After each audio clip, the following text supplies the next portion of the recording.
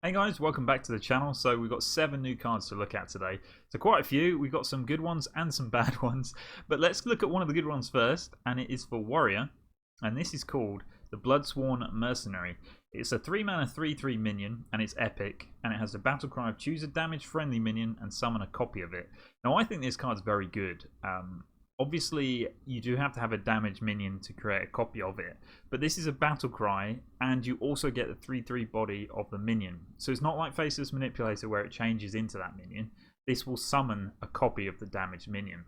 So if you're playing this onto an empty board, you're still playing a 3 mana 3/3, which obviously you don't want to do, but if you have to, it's not terrible. It's not great, but it's not terrible, and that's quite big. But then if you do copy something, you also get the 3/3 stats. So that is where this card can be really strong. I'm glad this is just in Warrior and not a neutral minion, because otherwise we'd see it all over the place. But Warrior's got lots of good ways to do 1 damage to their own minions. You can play Inner Rage on a minion to give it extra attack, and then play this. And Inner Rage is 0 mana, so you could do that just for 3 mana, get that combo. It works very well on charge minions. If Grommash is already on the board, for example, you couldn't do it in the same turn because Grommash is too expensive, but rush minions this could work very well with. If you've got huge mechs that you've used some magnetics on, magnetics and mechs together, you could summon copies of them, like with this. A very strong card. Whirlwind only costs 1 mana. You could play that first and then copy something. So really you're kind of aiming at rush minions or death rattle minions or big mechs, and even just this is just a good tempo card. Even if you were playing a face warrior type deck, if you've played a couple of minions on the board and one of them's like got 1 health or 2 health remaining, you might even want to play this on turn 3 or turn 4 because you summon a copy of that minion and have a 3/3 in stats. So ultimately this is pretty much always going to be good. It's not very hard to activate. It works very well with Reborn minions. So if you've got a Reborn minion that comes back to life, they always come back to life damaged with 1 health. So if you trade in your minion, then it comes back reborn, you can play this on it again. Obviously you don't get the second effect of the reborn. The next minion won't come back again, but if it's a death rattle, for example, or it has some other kind of particular effect, then it would be very good. So I don't see too many downsides of this really, other than that the current warriors probably still wouldn't play this, because if you're playing current control warrior or bomb warrior, what would you really want to copy with this? Potentially a big mech which has had Ziliax put on it. I think that could work very well, but with control warrior, that's kind of, you would have this card and you kind of hold it and wait for that, whereas if you were playing a mid-range warrior or some kind of death rattle warrior, rush warrior, then you could get much better use out of this more frequently. But ultimately I think it's very good. I'm really looking forward to trying this card out. Next, let's look at a couple of Murloc cards, and the first one is called Fishflinger. I think it's very good. 2 mana, 3 attack, 2 health Murloc, battle cry, add a random Murloc to each player's hand. So this is well statted for Murlocs. This is what you want. A cheap minion, high attack. It's got good stats we've seen in Murlocs before. It has the battle cry of giving you another Murloc, which is exactly what you want from a Murloc card. They struggle with card generation. This generates cards for you, and not only does it generate cards, it generates another Murloc, which is exactly what you want. So this card is very strong in a Murloc deck. It does have the downside, of course, of giving your opponent a Murloc. Now the idea being that you're playing a Murloc deck and they're not, so you get the benefits of the synergy and they don't. So most of the time they probably won't even want the card that you give to them. If you give them a Tidehunter, unfortunately they can play a 1 mana card to trade straight into your Fishflinger, but that's not going to happen very often. So most of the time you're going to be giving them a useless card and giving you a very strong card. So I don't really see anything too bad about this card. I think it will be played in every single Murloc deck. I don't think you're going to avoid putting this in just because of the negative effect of giving your opponent one. So very strong Murloc that's going to go into all the Murloc decks out there. You're not going to play it in any other decks, I don't think, unless you're playing a mill type of deck, but I don't really see that happening. So yes, a good card. And the next one is very interesting. This one's Paladin only, and it's called Tip the Scales. I always love the name of the Murloc cards that they do. This costs 8 mana, so it's quite expensive. Epic spell. Summon 7 Murlocs from your deck. So we know in Hearthstone these type of effects are very powerful. Call to Arms was very powerful for Paladin. It had to be nerfed. Just drawing cards out of your deck which are weaker allows you to top deck better cards that you might want to play later game. So this costs 8 mana. If you just look at the stats that you're getting for this, 8 mana to summon 7 Murlocs is very good. You put that on the board, it's very good. Now the problem is, by that turn your opponent could have some very efficient removal to get rid of this. If you play this and then they just remove it, you may have actually lost all of the Murlocs in your deck. You may not have any more Murlocs left, which could be a good thing or a bad thing. But if you're playing an aggro deck and you get to turn 8, then you don't want to. Maybe you need to change your strategy. And playing this kind of allows you to do that. It gives you that one last big play to see if you can win. If your opponent clears it, then you've got the upside. If you're not going to top deck any Murlocs anymore, maybe you've got another end game strategy to counter that. Now, Paladin does have another very good synergy that they could use with Tip the Scales, because, of course, if you're putting Murlocs in your deck and you're running this, you do need to have a lot of Murlocs, but they're all low-cost minions. So you could play Prismatic Lens, and you could potentially reduce Tip the Scales to 1, 2, 3 mana, something like that. So it would mean that you probably don't want to run any secrets, which potentially could go into this type of deck, but you just run 1 or 2 copies of Prismatic Lens and you run 2 copies of this. When you play your lens, you've got a better chance of drawing Tip the Scales than you have the other lens, and it's just OP. Then you could play this really early and potentially win the game. Now, we know with Murlocs they can be very easily cleared with a board clear, but Paladin also has Never Surrender, the secret that gives your minions +2 health. So if I said before that doesn't really work with Prismatic Lens, but if you're playing this without the Prismatic Lens combo, you could potentially play the secret first, then play this, and maybe the board that you've got will stick. So yeah, it's a pretty interesting card, and one which can really thin your deck out very quickly. Maybe you're playing a Mechathune Murloc deck where you just want to get rid of your whole deck. You play a couple of these and maybe you could make that work. It's probably not the best strategy, but you can see where these interesting ideas kind of happen. So I think it's a really cool card. I just hope that the Prismatic Lens thing doesn't really work too often, because it'll feel pretty bad. I mean, you'll never be able to play this earlier than turn 5 in that respect. You could potentially play it for 1 mana, but it would come out on turn 5. So opponents could likely have AoE removal for that kind of thing by that point. But you know, this is what Murlocs want. They want to put minions on the board, and they want to make your board as wide as possible, and this does that for you. So a pretty cool card, actually. Next, let's look at Hunter, and this is called Hunter's Pack. It's a 3 mana spell. Add a random Hunter Beast, Secret, and Weapon to your hand. So this is 3 mana. Add 3 cards to your hand, and 3 pretty good cards, really. The secrets are always going to be 2 mana. Hunter secrets are good. They're not amazing, but they are pretty good. And the fact that it's a random secret is interesting, because your opponent won't be able to play around it. You may have played other secrets in the game, but this is random. So that always makes that secret just that little bit better, that they can't play around it specifically. Random beasts can be very good or very bad. You could get King Crush, you could get a Springpaw. So ultimately it's going to be quite good, though. Having a beast in a hunter deck is usually good because of all the synergies. And the weapons, there's only 3. Headhunter's Hatchet, Gladiator's Longbow, and the Eaglehorn Bow, all of which are quite good. But I think where this card is best is with Zul'jin. So you play this once before you play Zul'jin, and then when you play Zul'jin, you're going to be generating 3 new cards. Now, you probably don't want to run 2 copies of this in your deck, and maybe you don't even run any, but you discover it sometimes off of Marked Shot, because Master's Call also triggers after Zul'jin.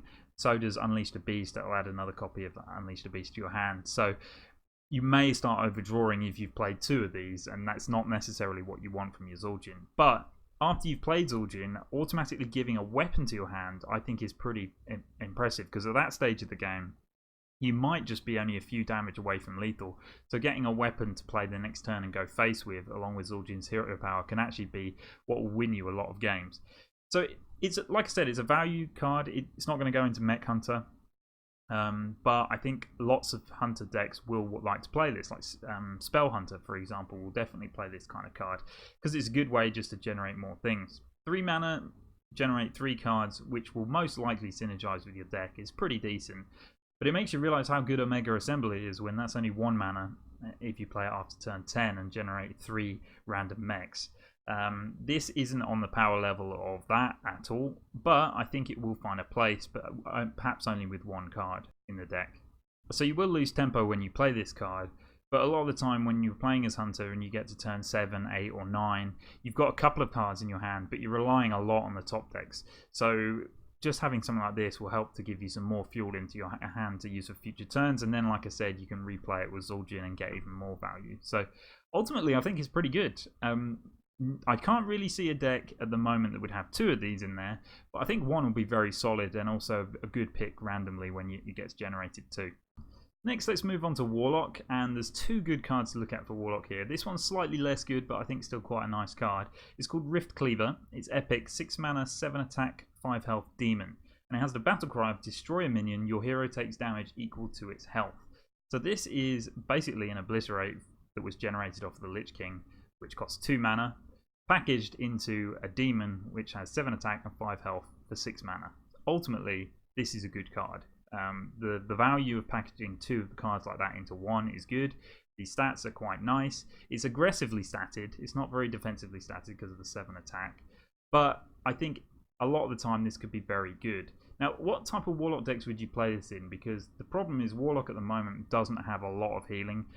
Since they lost Gul'dan and the Spellstones, it's been very difficult for them to kind of yo-yo the health like they have done in previous expansions. But Plot Twist Warlock can do it at the moment. They have like lots of neutral heals, Deranged Doctor, etc. That kind of way to get some more heal. But I don't think this is the sort of card you want to put into Plot Twist because it doesn't have any synergies with Betrug or Dorian. Do you want to put this into a Zoo deck? Maybe you do want to put it into a Zoo deck. Maybe it's just a good way to clear that one big minion you need to get through before you can go face. It's also not a bad tempo play on turn 6, even if you're just killing a small minion. So if you're killing something that's only got 1 or 2 health, you're still putting a 7/5 on the board, which is quite nice for a Zoo deck, and also a nice little trade on the other side. Also, don't forget, if Reborn becomes a big thing, when minions come back with the Reborn, they have 1 health. It would be amazing to kill a Reborn minion with this because you only take 1 damage to your face. So it's got lots of interesting applications. It feels to me more like a control card, but it's statted more aggressively. So potentially Zoo could use this, but we'll see. Either way, I think it's a nice effect and a good one that Warlock could use. Warlock doesn't really have a problem removing minions, but this is just a nice way to do it. And if they get some more healing, this will 100% be something that will be looked at. And then the next one I think is better. This is an Evil Recruiter, a 3 mana, 3 attack, 3 health, a minion with the battle cry, destroy a friendly lackey to summon a 5/5 demon. So the stats on this are crazy. So if you've got a lackey on the board, you just have to just kill that lackey and you're summoning, for 3 mana you're getting an 8/8. So if you take off the 1/1 in stats from the lackey, it's a 3 mana 7/7. That's pretty good. Now, it's not always going to work out like that because you do have to have a lackey. Warlocks are kind of struggling with ways to make lackeys at the moment. They do have the Evil Cable Rat, the neutral minion, and also the Evil Genius. But the problem with the Evil Genius is a very good card. It puts 2 lackeys into your hand, but you have to destroy a minion as well. So you're never really going to be able to play this on turn 3. Because if you could play this on turn 3, it's like game winning. But to do that, you'd have to play a 1-drop. Then you'd have to play your Evil Genius on 2 to kill the 1-drop, so that 1-drop has to survive until you kill it.